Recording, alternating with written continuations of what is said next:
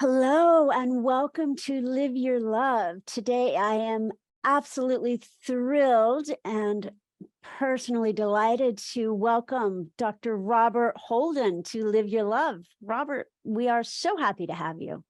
Alicia, thank you very much. It's a joy to be with you, and I look forward very much to this conversation. Thank you so much. So, beloved listeners, I would love to tell you a little bit about Robert. Robert Holden, PhD's innovative work on psychology and spirituality has been featured on the Oprah Winfrey Show, Good Morning America, a PBS show called Shift Happens, and in two major BBC documentaries called The Happiness Formula and How to Be Happy, shown to over 30 million television viewers worldwide. Robert is prolific. He is the author of Happiness Now, Shift Happens, Authentic Success, formerly titled Success Intelligence, Be Happy, Lovability, Holy Shift, 365 Daily Meditations from A Course in Miracles, and Life Loves You, co-written with Louise Hay, and I have to say with the angels, because to me they're all inspired books, Robert, but that one just seems like a direct emanation of Louise's spirit, truly. I'll tell you more about how to find Robert's work. The short story is robertholden.com, but I'll tell you much more about some exciting opportunities with Robert later. Robert hosts a weekly show for Hay House Radio called Shift Happens, which is amazing. I'll listen to it. He contributes daily to his Facebook page at facebook.com/Dr. Robert. So, Robert, I am just, as I mentioned, thrilled to have you. I met Robert in 2016 after he gave an amazing commencement speech for the University of Santa Monica. And I literally remember turning to Mary. Michael and I were so lucky to be able to spend a little intimate time with you and Holly and your amazing children backstage. And I remember turning to Mary and saying, he's not even hiding his angelicness. And it's so true. I mean, to me, you just are really a living angel. So generous in your service. And I know you've been called the happiest man in England, which I remember you saying something hysterical, like, I don't know if that's a very high standard. And I would say you're one of the most loving beings I've ever met. So such a heartfelt welcome. Wow. Thank you, Alicia. Well, I'm soaking that all in and just receiving the lovely, lovely words. I have to say, to give a commencement speech for USM was truly I would put that down as one of my highlights of my life, quite honestly. Wow. The chance to be introduced to the community of the University of Santa Monica, actually to get asked to give a second commencement speech as well. I gave two in the end, was completely amazing. And, to meet a lot of kindred spirits in that way has been amazing. I feel blessed, to be able to call Ron and Mary Hulnick dear friends, and to have met so many kindred spirits, I say, and like-minded souls along the way has been brilliant, because I think, especially when we're living a purpose-centered life, we can only do so much of that by ourselves. We need that community of friends, that community of souls to support each other along the way. And being here with you now feels like I'm in the field of this community of loveliness. So thank you. Beautiful. Community of loveliness. That's such an apt and touching phrase.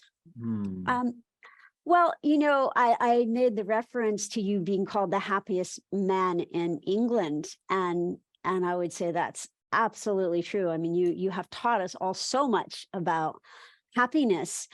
And let's see, was it chapter 6 of Higher Purpose, which, by the way, listeners, readers, watchers, is such an amazing book. Robert, truly, I learned so much from that book. I listened to it. I tend to listen to books, and I listened to it twice. So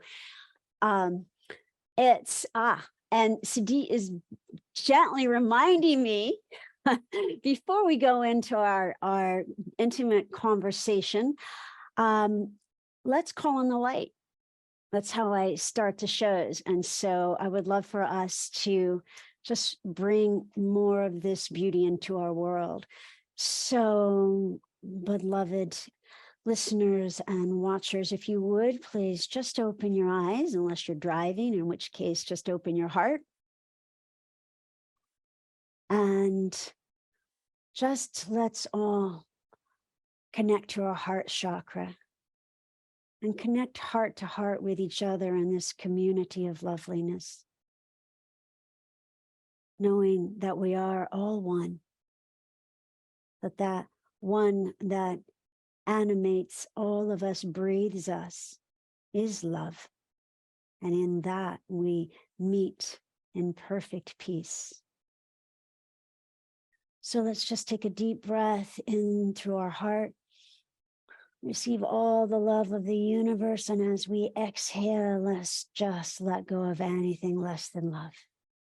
As we open into the light of the Holy Spirit, just melting now into this moment. And let's take in one more deep breath and breathe in love. And as we exhale, that love just amplifies through us, connecting us again, heart to each other. All those listening, all those to partake of the archive, connecting us into the heart of our planet, into the heart of God. As we open and release anything that is less than love, opening into the light of the Holy Spirit, the light of the Christ, the light of grace, placing this time together into the light, gentling into this moment of perfect peace.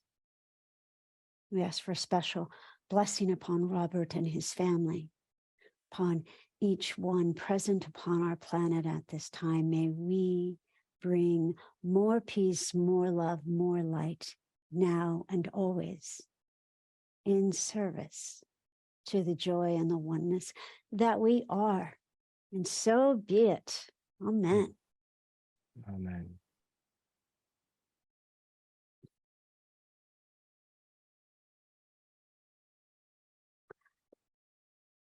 So back to what I was saying. So Robert, so in Higher Purpose, in chapter 6, Joy is Your Compass, you talk about joy being wild and free, and happiness, also a beautiful quality, being more circumstantial. It's like joy is that which walks on water, while happiness can skim the waves, but can also capsize us if we go up and down with our circumstances. You know, the Hindus call joy santosha, and you said that Socrates called it eudaimonia. The Christians say, you know, joy, you know, be of great joy, the Lord is come. Talk to us a little bit. I mean, you of anyone knows so much about happiness, and now you're teaching about joy. Talk to us a little bit about what you've learned, your biggest takeaways for both, and what brings you most into that santosha, that joy. Okay, thank you, Alicia. Yeah. Well, a little bit of background was that you know, I created something called the Happiness Project, initially on the National Health Service in the UK, back in around about 1994.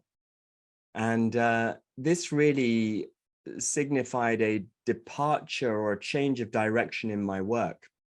Up until this point, I was really helping people to stop being unhappy, which isn't the same as helping people to be happy. So I made a shift in my work, much more towards a wellness approach, and a happiness approach, if you like. And with the Happiness Project, I created an experiment, really, which was to see if we could help people be happier.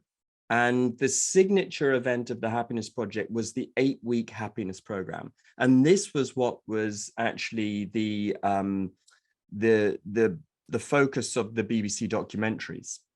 These were science documentaries where we had independent scientists from Oxford University, also Madison, Wisconsin University, measuring the progress of people through the 8-week program.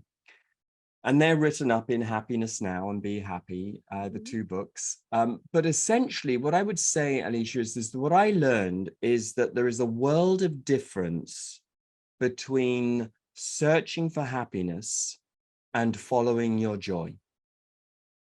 And in fact, I would just say to everybody now, just for a moment, imagine, and even just for 15 seconds, you're going to spend the rest of your life searching for happiness. I've predicted your future, and your future is you're going to search for happiness for the rest of your life. And just for 15 seconds, notice how that feels like in your body, in your heart, yeah, and in your head. And normally, most people, it's like it's clenched body, you know, the heart sort of compacts on itself, and we hit this sort of level of anxiety in our head where we go, oh my God, searching for happiness isn't as great as I thought it was, you know? Following your joy. Let's take a moment. Let's clean the slate. And I want you to imagine I predicted your future, and basically the rest of your life, you're following your joy. And I want you to get a feeling for that. You're following your joy. Now, you might not even know what that means yet, but just enjoy the lyrical sound of those words. I'm following my joy. And I would suggest to you that when you get in touch with this, somehow your nervous system relaxes a bit more. The heart starts to open. The mind is curious. And so for me, there really is a world of difference between the search for happiness and following your joy. We could even say, and this is an interesting idea, especially on July 4th, that the pursuit of happiness is the biggest cause of unhappiness on the planet. Now, it all depends what you mean by the word pursuit, because pursuit can mean chase or inquiry, interest. Now, if you're pursuing happiness as a chase, I am going to suggest you're going to be neurotic for the rest of your life, and you're going to feel like you're missing out on everything great. If pursuit, though, means, and maybe the founding fathers meant it this way, pursuit is an inquiry, a meditation, a contemplation, something I should take an interest in, and everybody has the right to that, then we can begin to get curious as to, well, what is true happiness? And for me personally, when I started to look at happiness, I recognized there was a difference, for instance, between pleasure and joy. Pleasure was much more stimulus and response, whereas joy, even though it can be felt, my sense, Alicia, is that joy isn't just an emotion. I actually think it's our compass. I think it's built into our spiritual DNA. And when people are living a purpose-centered life, they tend to be following their joy. Now, for example, when you're following your joy, when you're living a purpose-centered life, you might do something like a Live Your Love podcast. You may do something like write a book on higher purpose. Does that mean we're always ecstatically happy whilst we're doing it? You know, hell no. It's challenging. It's challenging. It's difficult. We're living on the edge of ourselves. You know, it's like we're testing ourselves creatively the whole time. It's an act of faith. You know, we're not sure if it's going to work or not, but deep down, it's the joy compass saying, do this, baby, because this is absolutely what you're meant to be doing. That joy, as I say, it's not circumstance led, but you learn to trust it. You learn. My wife Holly has this lovely phrase called the Holy Church of Noticing. When you go to the Holy Church of Noticing, when you pay attention to your life, you will notice that when you're following your joy, although it's not always easy, you are on track. This is intelligent, this is smart, and it's what you are designed and made to do in your life. And for that, you must trust it, be grateful, and keep saying yes to it. So that's a little bit about the difference between searching for happiness and following your joy. That was just beautiful and so experiential. I mean, the difference just somatically between the two, literally it's contraction or expansion and a dropping of the shoulders and relaxing and not having to know, you know, a beautiful phrase that I love is the divine unknowing. I love that, Alicia. And I have to say, one of the things that I was really addressing in the book Higher Purpose is that, you know, over and over again, I would get asked the question, particularly in the radio show, the Shift Happens radio show, how do I find my purpose? That was the question I was asked over and over again.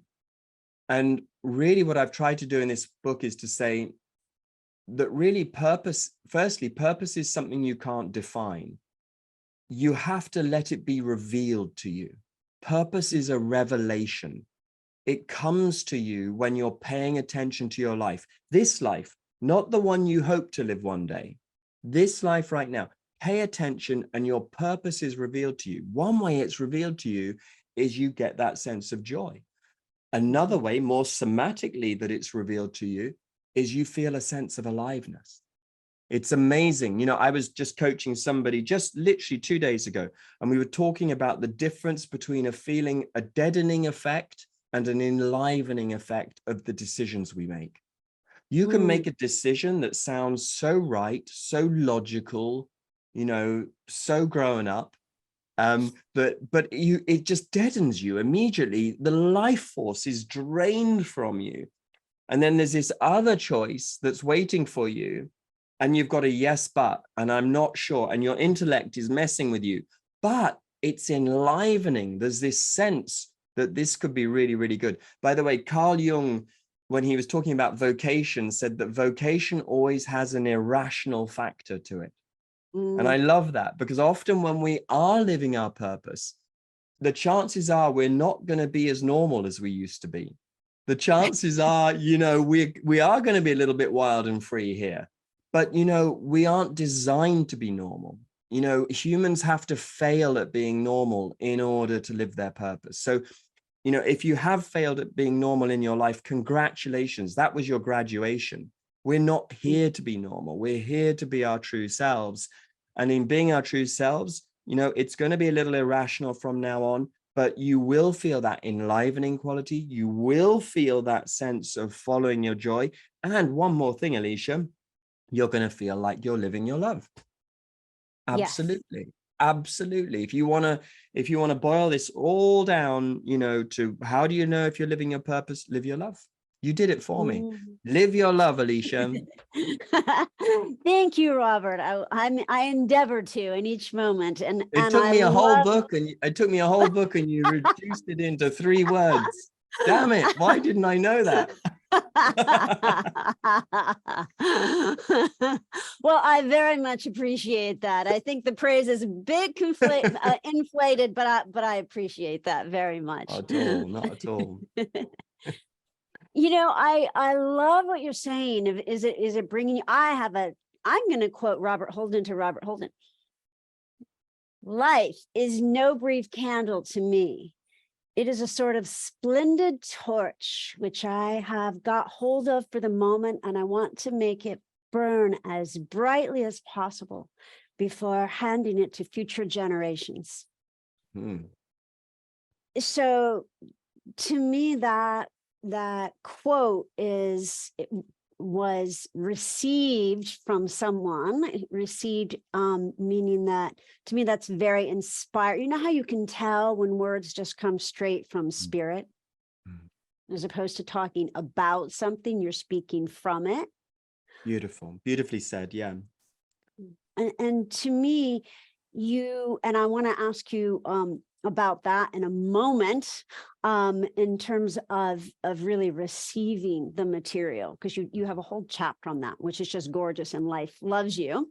I know we're here about higher purpose, but I have to, I'm in love with that book as well. So, but speaking about this impassioned state, when you taught the Enneagram workshop in 2017, I believe it was, in LA for University of Santa Monica, that was extraordinary. And I want to speak about the Enneagram for just a moment.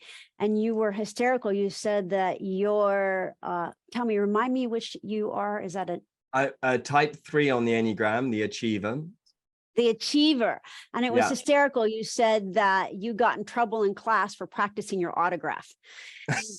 Yeah, I did. And to me, but that kind of passion married with that deep surrender that we were just talking about of living your love is what has produced being so prolific, being so successful. And that success has just sprinkled love dust into millions of lives. And so it is not all or one. How do you navigate that dance between making it happen, that achiever, and the allowing it to happen? The Lord, thy will be done. How do you navigate that dance? Well, I think that's really a beautiful introduction to a tremendous conversation, really, because if we go back to purpose again just for a moment, the question that I'm asked often is, how do I find my purpose?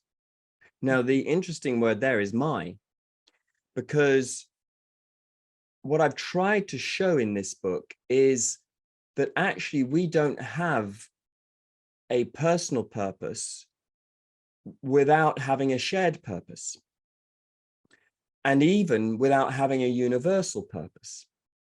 So, and I've tried to show that along the way by sharing models that have been very inspiring to me. So, for example, the work of Carl Jung, or Viktor Frankl, for instance, Man's Search for Meaning, or Joseph Campbell's work with The Hero's Journey.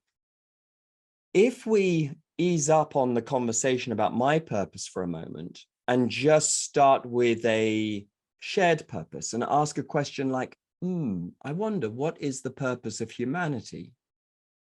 Now, I know that's a big question, but we're all members of the Human Being Club, so we should be allowed to have a bit of a conversation about this. We're all qualified, we're members. What is the purpose of humanity? Now, if we get into that conversation, I would say one of our purposes has to be to heal our primal wound, which is this sense of separateness. Humans suffer from a sense of separateness. We have created a mythology or a creation story around a fall from grace. We believe heaven's up here and it's not down here, even though the mystics have told us for centuries that heaven is every step of the way to heaven. And we've also created another story, which is that we're separate from nature, even though it's an impossibility. Now, if humans could heal the basic wound of being separate from each other, this sense of separateness, I think we would have more of an experience of heaven. We'd be more in tune with nature.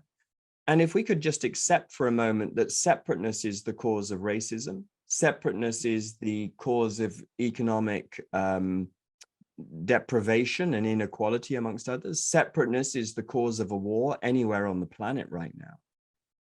This gives us a sense of, well, I wonder then, as my personal purpose, what could I be doing to support a greater harmony, a greater union, amongst everybody? So I'm drawing my personal purpose from a sense of a shared purpose. We could then even go to a universal purpose and say, what even is the purpose of life? I know we have to pay our mortgage.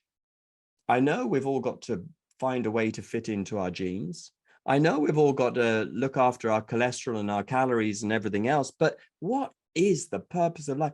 Now, at some point, we have to get back to love and joy and peace and these things. And that's when we can start to say, how can I live my love? How can I express my joy? How can I do something to promote greater peace on the planet? Now my purpose is an our purpose. And it's just if we do it that way round, we get a sense of, you see, we were all of us unique before we even tried to be unique. So we don't have to worry about unique. We'll be unique come what may. What we've got to do is join in with a shared idea. So how do we do that in real terms? Well, let's go back to inspiration for a minute.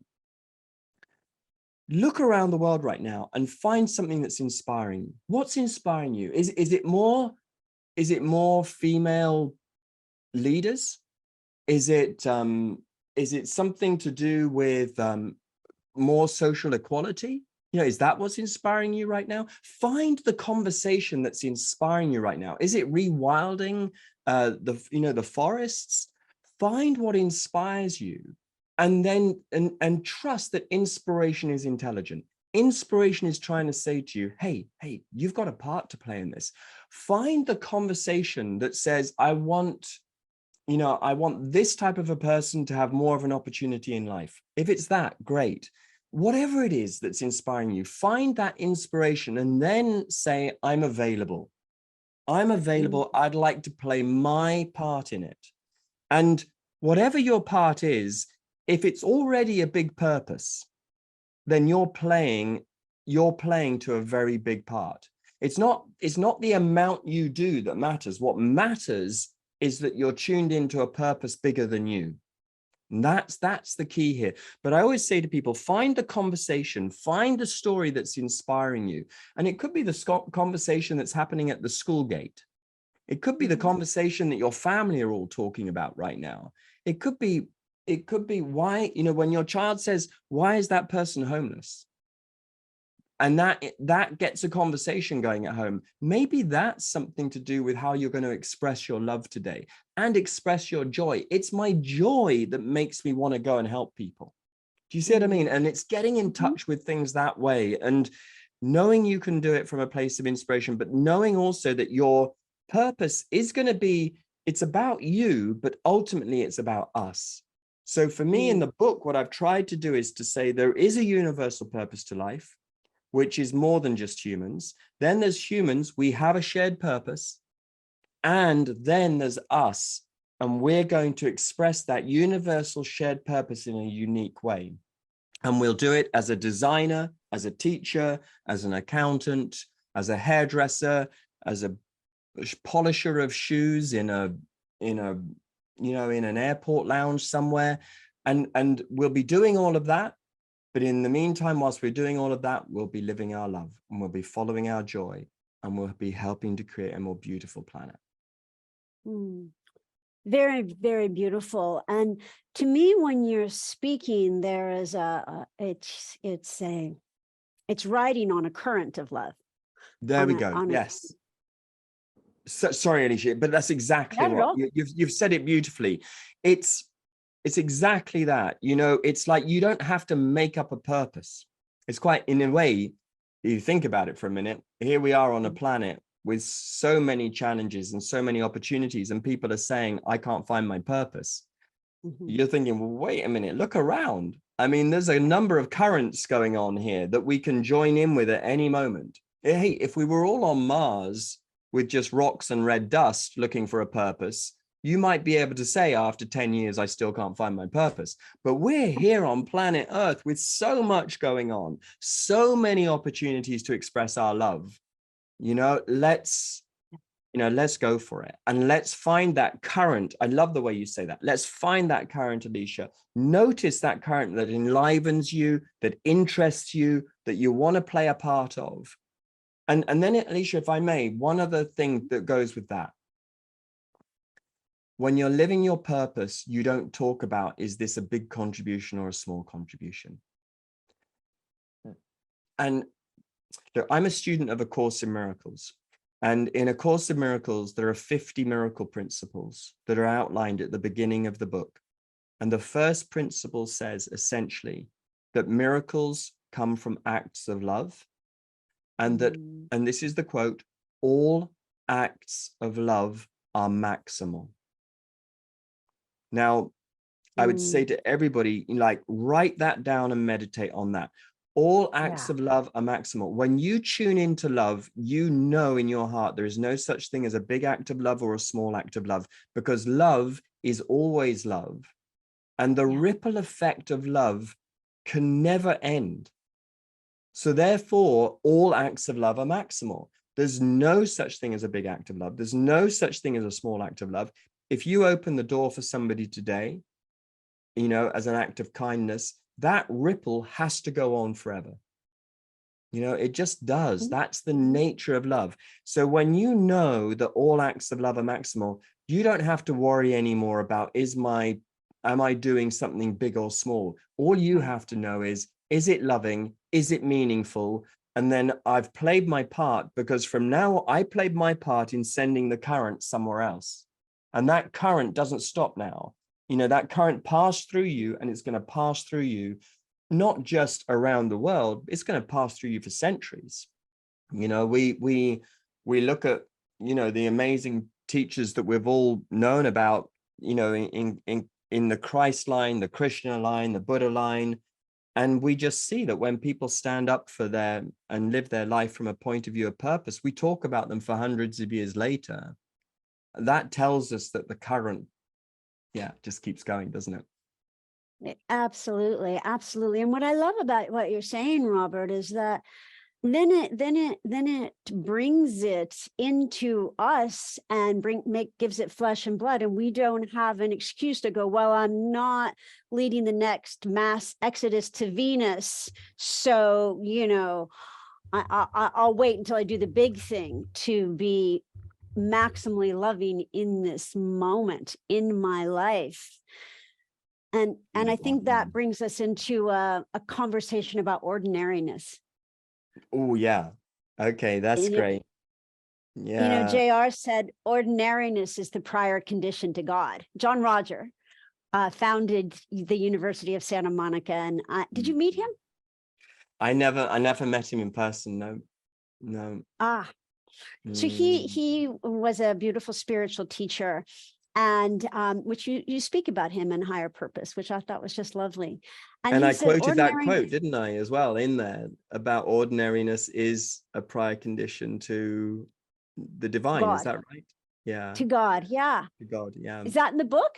I didn't catch that. Yeah, it is. Yeah. I know, because I think for me, that is, such a I mean, to say those words tells you a little bit about the man already.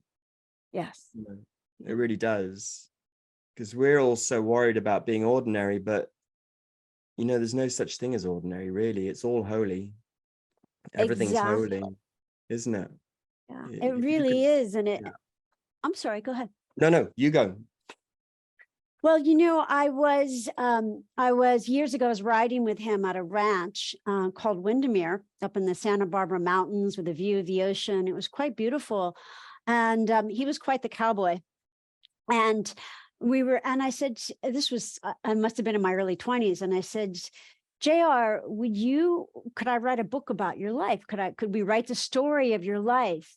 And, he had quite an extraordinary life. And he said, no, because I'm just an ordinary guy. Excuse me. I'm an ordinary guy, but I do extraordinary things.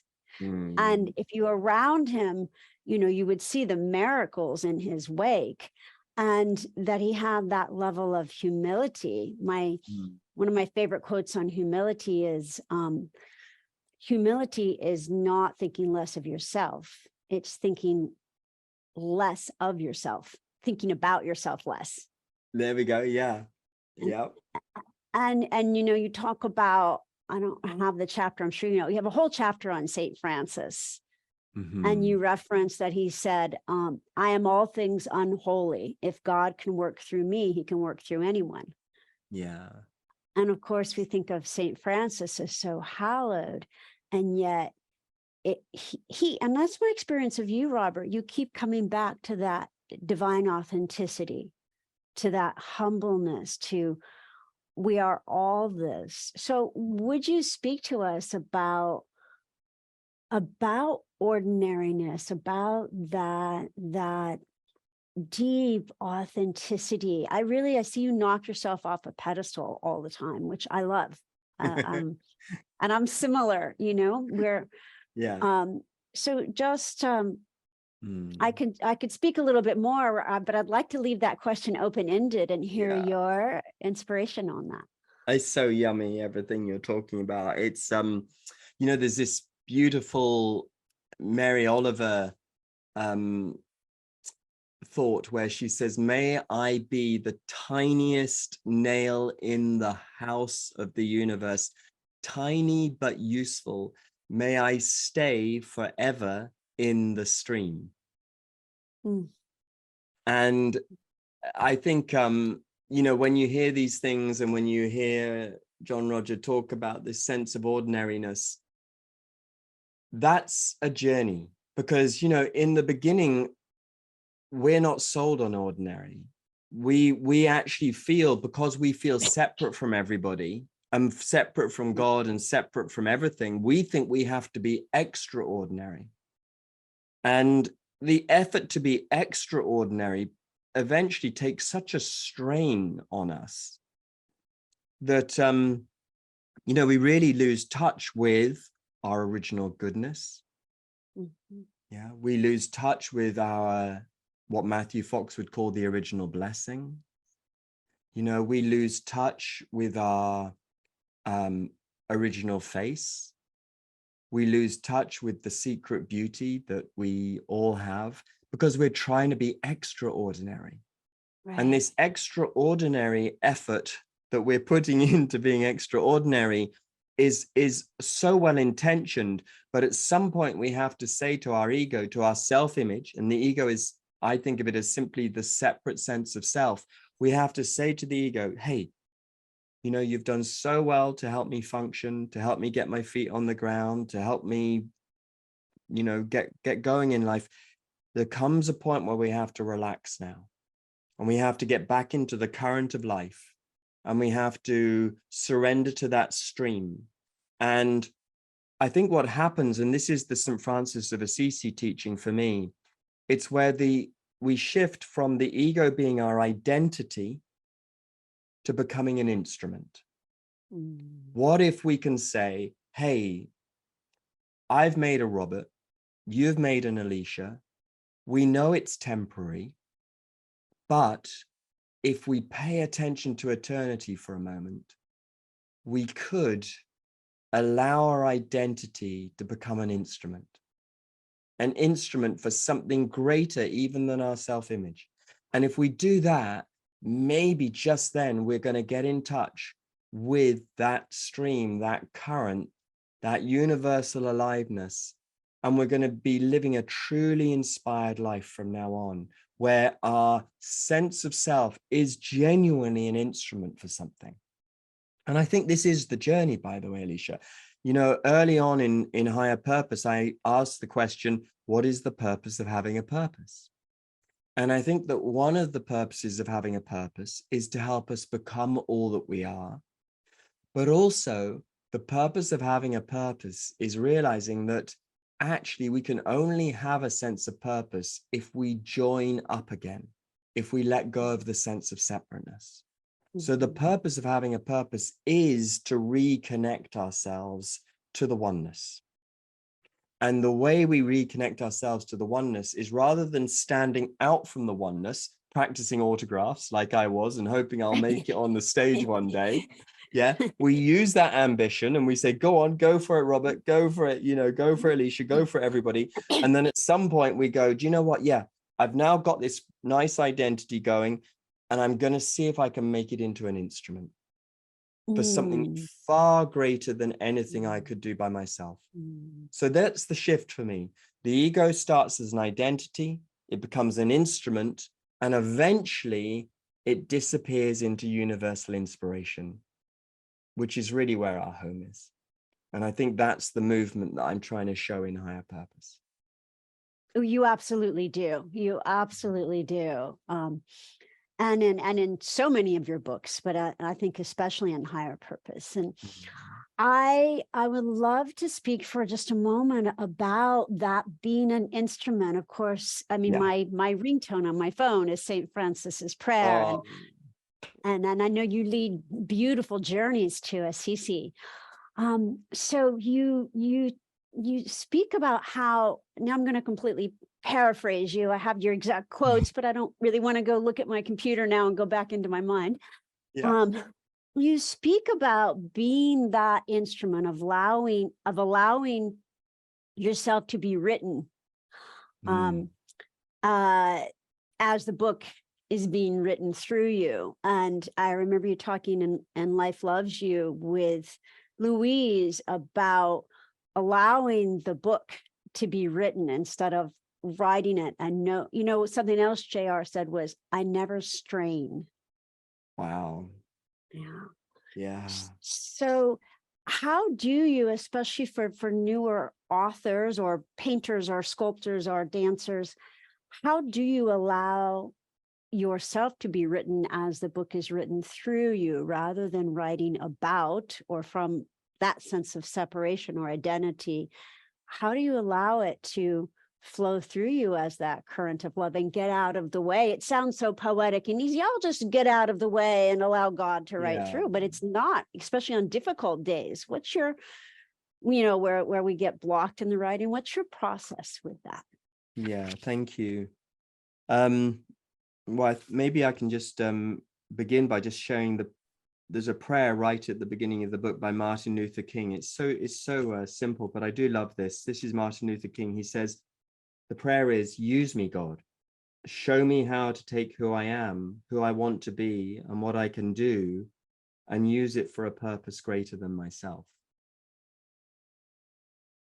Now, I think just to have the prayer be that, and to work with prayer as really as an affirmation. We're saying to life, we're saying to the angels, I'm here, I'm available. I'm available for work, and I'm available to be used as an instrument. Please do use me. I think we have to do that. We have to be willing to say that. Now, again, if we think we're only going to try and live my purpose, we don't even think that we could call upon angels. But if we can accept that this isn't my purpose, it's a shared purpose, and I'm going to connect to that stream or that current that you've described, then we can afford to pray, and we do need to pray and just say, please use me. I'm available. And that in itself is beautiful. I think it's one of the reasons why we even venture on a spiritual path, because we do want to connect to something bigger. And we also know that there is what Joseph Campbell, creator of the Hero Journey, calls supernatural aid. There is support. When you align yourself with a purpose bigger than you, you can trust there is support available. Yeah, we could say, Alicia, if your purpose was only about you, it might be inappropriate to ask the universe for help.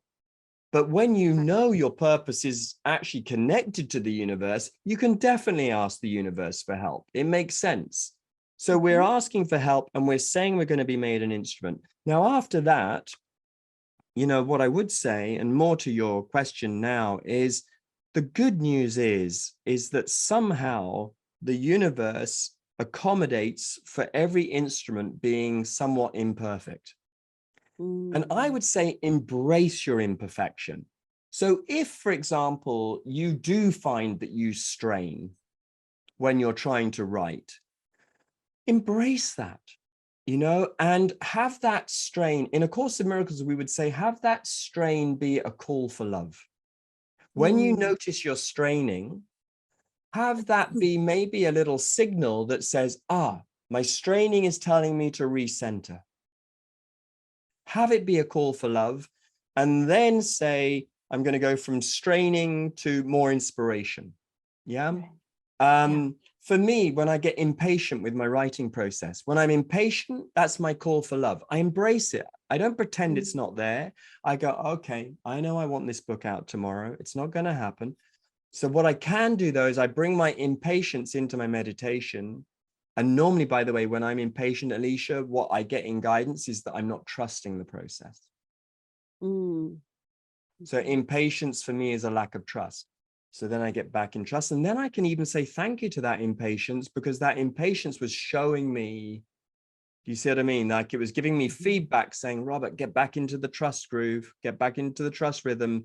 And we'll be all right here. I know this website you're creating. I know this business you're creating. I know this book you're doing might not be happening as fast as you think it should be, but we're going with divine timing, not Robert Holden timing. So just come back with me and we'll rest and we'll be okay. So in other words, I think what I'm trying to say is, in Christian mysticism, there's this beautiful word called anthropos, which means being fully human and fully divine. And I just think living your higher purpose isn't about being fully divine and not human. Yes. I think it's about saying, be fully human, and be fully divine, and see if you can bring it all together in prayer hands. You know, so one hand is fully human, one hand is fully divine, bring it together. And the universe knows that Robert has his foibles. Robert knows that he's a bit quirky and that he's a bit neurotic and that he needs to be loved by everybody. That's okay. You know, we can work with that. If he's honest about it, we can work with it. And that's the key. Is I think if I've often said emotional honesty boosts spiritual clarity. So if I'm honest with my angels and I just say, do you know what? I'm feeling really needy, angels.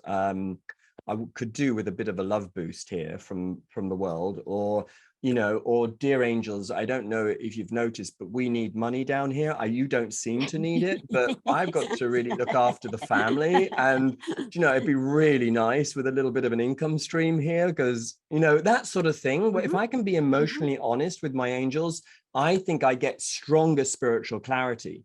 What I've noticed is when I'm not emotionally honest and I just try to be good and I try to be spiritual, it blocks my spiritual clarity. So fully human, fully divine, it's not so much get yourself out of the way. It's more like love yourself every step of the way. That's nice. And as you love yourself every step of the way, you'll be in less resistance, you'll be more open, and your ego will shift from being an identity to being an instrument to being a conveyor of inspiration. And I think that's what we do. That was just gorgeous, just gorgeous. I love that. It's, you know, because I think we do, I think we can, and certainly there's a prevailing thought in our conditioning that we have to just sort of cut off that part that's unacceptable. And it's like, no, that's God's child too. You know, God loves all its creation, divine, spirit, whatever we want to call it. And thank you for that. That was exquisite. Well, Alicia, let me give another example, if I may, just briefly. Sure, like, please, you know, you know, in my childhood and in my early 20s, the feeling that I had was that I was unworthy. Now, I tried to heal that feeling of unworthiness for years. And my success rate was approximately 0, until I decided to stop trying to heal it and embrace it.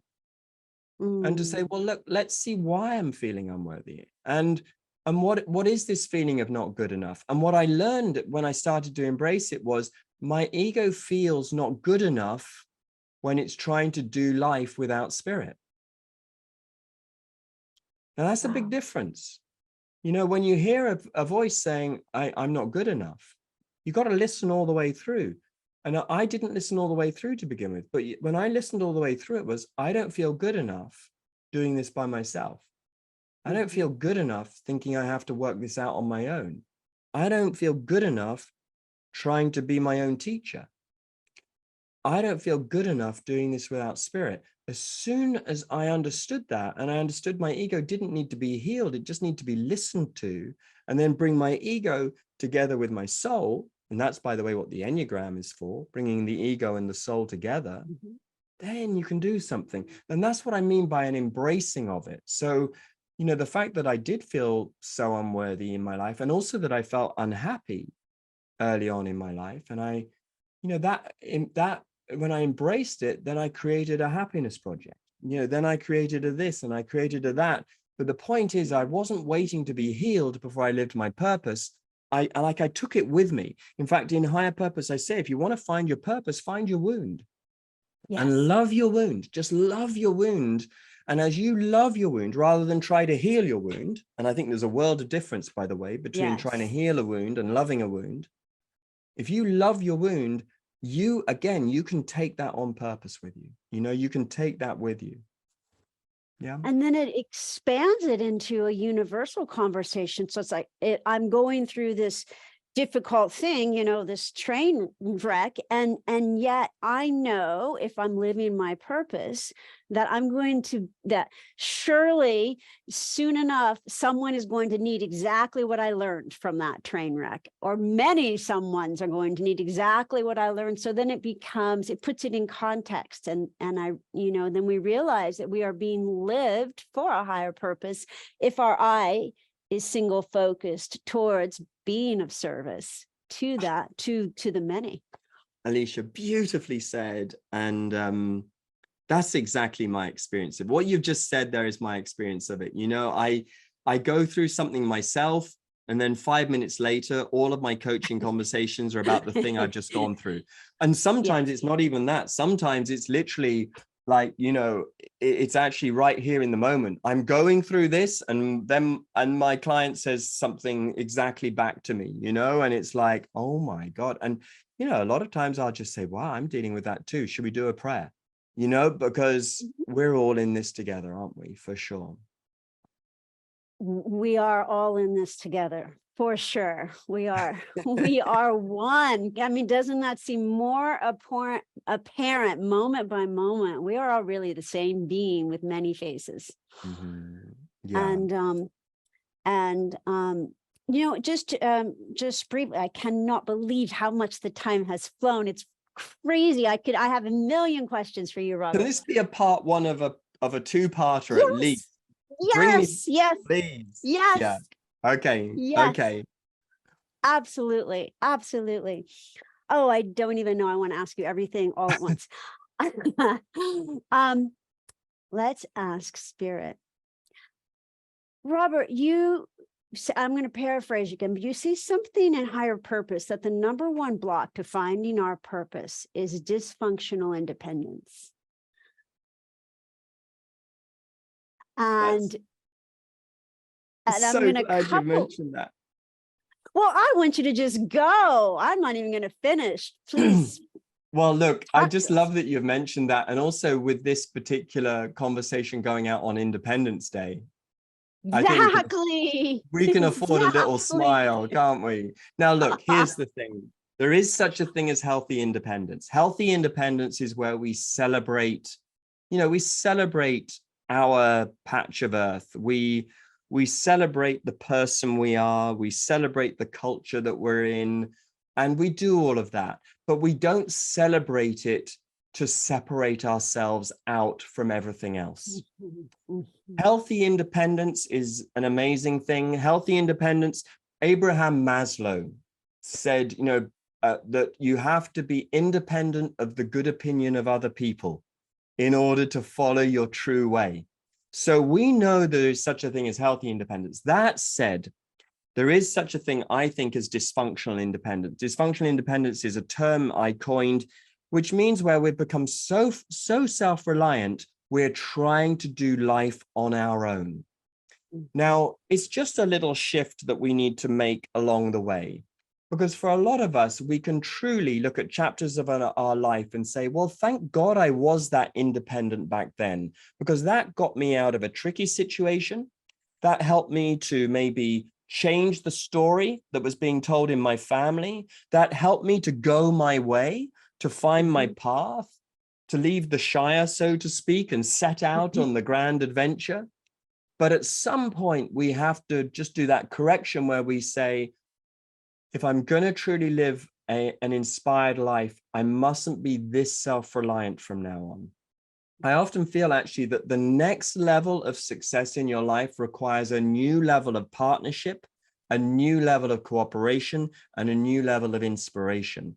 So if we are going to go to the next level of success in our life, then we really do have to be willing to, for example, do something radical like ask for help. Yeah. We have to be able to become a better receiver. I mean, that's been my lifelong work. You know, I was much more in the giving thing than the receiving thing. And I would give and receive the lovely feeling of having given, but I wasn't letting myself truly receive, you know, to the point that even like when family or friends would say something like, would you like a cup of tea, Robert? I'd just say, I'm fine. Before I even knew if I wanted a cup of tea or not. You know, that's the habit. That's the habit of a dysfunctionally independent person. And what we're doing is we're just saying, wait a minute. What if I could be a better receiver?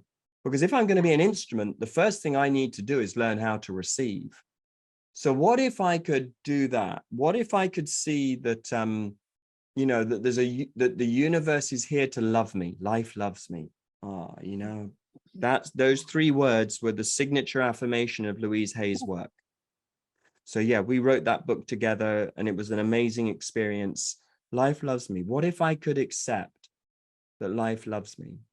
Already I'm going to be undoing my dysfunctional independence. If I know life loves me and I'm here to live my love and I'm going to make my purpose an expression of universal love, just do the maths. It makes sense that you've got to be a good receiver. And as you receive, you're going to give. And that's beautiful in itself. That's what I'm addressing with dysfunctional independence. You've got to let yourself receive, and to know that when you receive, there's no tax bill, there's no emotional invoice coming from God. It's freely given, and it's going to help you live your purpose even more. So I do believe, because the wound of humanity is separation, dysfunctional independence is actually just an expression of separation. So if we stop being so self-reliant, so separate, we are going to experience more of the good stuff by default. We're going to experience more joy, more peace, more abundance, more love, more inspiration, because we're now saying that this wonderful winning formula of mine, where I was really independent in the past, is now going to become a much more interdependent thing. And I'm going to be this better receiver than ever before. So that's a little bit about it, dysfunctional independence. It's a term I coined. I came up with the term to be playful about it, really, and to say, come on, we can all afford to be a little less independent. You know, a lot of us are trying to do God's work without asking God for any help. You know, it's like, come on, Yes. if we're doing God's work, we can afford to say to God, hey, you know, give me a little bit of a help here. I'm open for help. I'm open for inspiration. I'm open for grace. 100%. And I think that sometimes our biggest block to receiving can be not wanting to sacrifice control. Oh yeah. Oh dear. There you've hit a button in me right there. That's the thing, isn't it? You know, it's like, you know, that again, there's healthy control and unhealthy control. And we've got to work it out. We do have to work it out. It's absolutely true. You know, there's at some point though, if we're going to live a purpose-centered life, it's true, we have to sort of hand over the controls to a higher power. That's basically what we're doing, handing over the controls to a higher power. But we can only do that, I think, if we can do a reset on what the higher power is made of.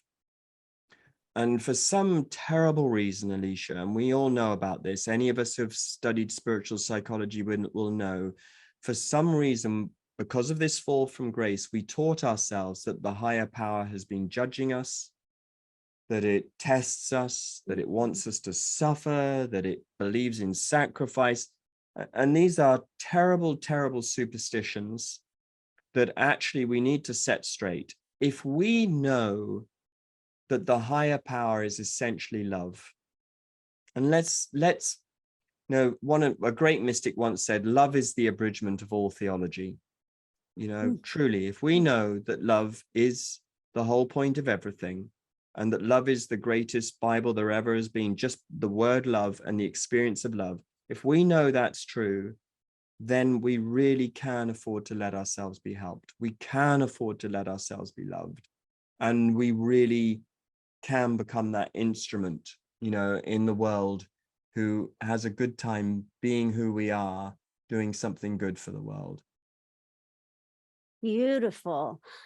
And it has come to the time. Yes, I would like this to be just part one of many, hopefully, at least two. Great. We have come to the time to do a meditation where I'm gonna it's what Live Your Love is known for. Well, I'll do a meditation and do my best. Pray for me, please, Robert, to help give our beloved listeners and watchers an experience of what you've been speaking about. And then I will tell them much more about your work, where to find you, and we will regretfully say goodbye. So if you would, everyone, if you would just gently come within And perhaps you place a hand on your heart and a hand on your belly, representative of that beautiful anthropos that Robert was speaking about, where we really open to bridging heaven and earth.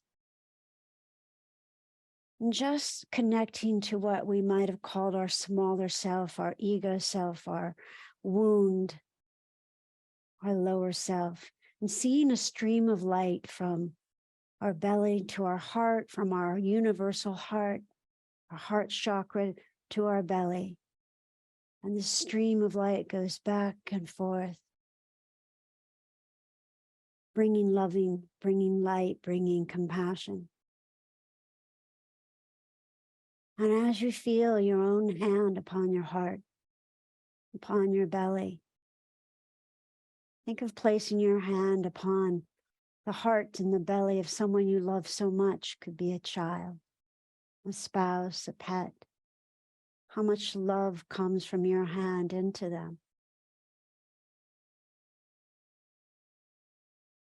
Do you feel the tingling in your hand as your love flows from you into them? And now turn that love around and place so much loving into you, your belly, your heart, pressing loving and feeling God's, the angels, life's hands upon your hands, pressing loving, increasing that current of loving within you. And now your hands slowly come together in prayer. The smaller self, the higher self, married in that beautiful current of loving. Heaven and earth, one, knowing that the living bridge is you. You are the bridge from heaven to earth. Quite literally, your body is. But truly what we know is there can only be source. We are made of love. And so all that we are is love, as Robert says, on the way to heaven is heaven. So just now, if you would lift your hands up as representative of absolute surrender, letting go of that sense of separation, of any dysfunctional independence. And just watching it be lifted from you. And along with that goes anything else that holds you back from living your higher purpose. See it just disappearing into the sky like balloons until we can't see it anymore. For we have asked for help and we are receiving that divine ordination of being an instrument of the divine. We are a conduit of God's beautiful and divine purpose, which begins in love, is amplified through us, living vessels of divine truth and love, returns to love. And on the way is love. And so just now, if you would commit with all your heart, body, mind, and soul to living the higher purpose that is who we are, that we all share, which is always love in maximal ways, which is every way. And commit, if you would, to allowing spirit to flow through you as it can through no other, so that the higher purpose of the divine is animated and lived and brought to full manifestation through you in every way for the highest good. Amen.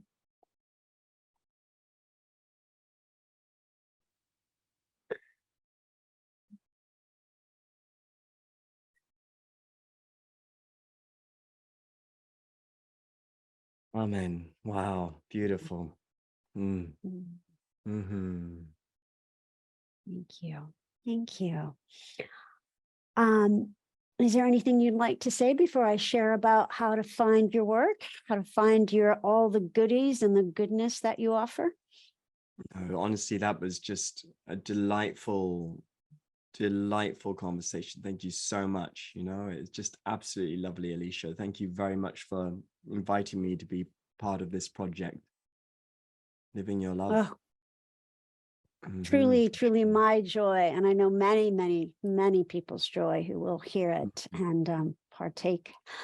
All right, beloved. So robertholden.com, easy to remember, RobertHolden, robertholden.com.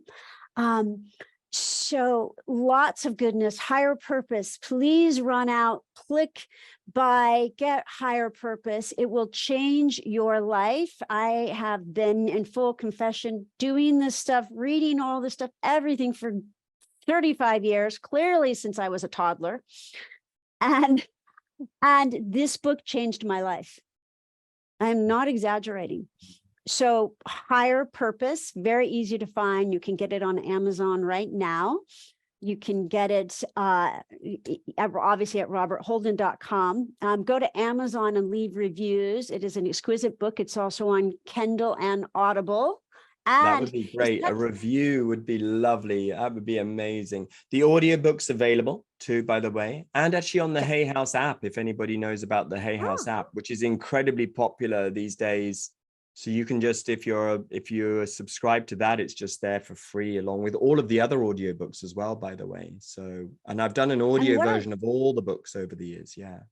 What I love is that you're reading it, because there's a very different energy when it's the author, I believe, reading it. And you have such a lovely voice and lovely accent, and it's transporting. I actually bought it in both formats, the Audible and the Kindle, because, and I read it and I listened to it. You get, to me, you read once for information and twice for transformation. Mm-hmm. And so higher purpose, it is really, to me, you discover the power of aligning all your actions and, more importantly, your beingness to your higher purpose. Mm-hmm. And don't feel, listeners, that you need to know your higher purpose before you pick this up. This is what the book's about. Yeah. And truly a revelationary book. And I do have to have send out a plug for Life Loves You as well, which Robert wrote in concert with Louise. I have to tell you, Robert, I was going through this very challenging time, and I was listening to Life Loves You like a life jacket. I mean, it was I was holding on to it with both hands, and it healed me just listening to it. Wow. Oh, that's amazing. I'm so happy to hear that. Life Loves You. Yeah. That what you can imagine, to write a book with Louise Hay was an amazing privilege. And yeah, I'm super happy that book's out in the world for sure. Absolutely. And something truly exciting is Purpose Club. So Robert does these amazing groups. I have done them, and Purpose Club is coming up October 2023. I forgot what year we were in. I'm so in the moment with you. True story. So in October, so you guys are finding out about it very early. You're getting a sneak preview. So I will post the link everywhere, and certainly we'll send it out by email and social media, but you can find it at robertholden.com as well. Robert, tell us a little bit about Purpose Club. Yeah, so really, I think Purpose Club is probably like the next best thing to being mentored with me, like one-to-one. It's really, it's going to be a community for people who really want to live a purpose-centered life. So they want to get clear on their purpose, they want to commit to it, and they want to keep to it. And essentially what we're going to do is we'll have a monthly webinar which will be like talk radio, where we can talk anything you like about purpose. We can talk about marketing, we can talk about vision, we can talk about design, we can talk about balancing spiritual career with spiritual path, for example, those types of things. And it's really just, we'll have as part of the program, you'll get a weekly tip practice meditation for me as well. So something weekly, but also a monthly webinar. And a lot of people take my mastermind programs, and this is a way of just working with me. It's more affordable, and it's more regular, and it happens throughout the whole year. So I'm really excited about it. We've created it in response to the requests to do more on purpose. So it'll be starting in October, and the launch will be happening soon. And you can find out about that at robertholden.com. Also, by the way, when you go to robertholden.com, you can sign up for my weekly newsletter, which has free content every Tuesday. And it's personally written by me, not by a bot or by AI pretending to be Robert Holden. It is actually written by me. And so that's a good way of staying up to date with all of the things we do, including the St. Francis of Assisi retreats and everything like that. So that's the best way to stay in touch. Beautiful. And your Facebook, right? Don't you also participate? Yeah, Facebook is very, very good. But I would say these days, the newsletter is even better. Ooh. That way, you're getting me. But with Facebook, we don't always know where the algorithm stops. So with the newsletter, it's completely free. And we look after all your details very privately. And it's just a nice way to get a bit of weekly inspiration from me too. Perfect. Beautiful. So that is robertholden.com. You can find all the goodness there. Please go get Higher Purpose and leave a review. It's really exquisite. Robert, this has been such a beautiful time with you. Thank you so much. Yeah, thank you so much. I feel so happy to be in your company. It's really, really lovely. And I'd be very happy to do a part 2 if you'd have me, for sure. I would love that. Absolutely. We'll be in touch with that for sure.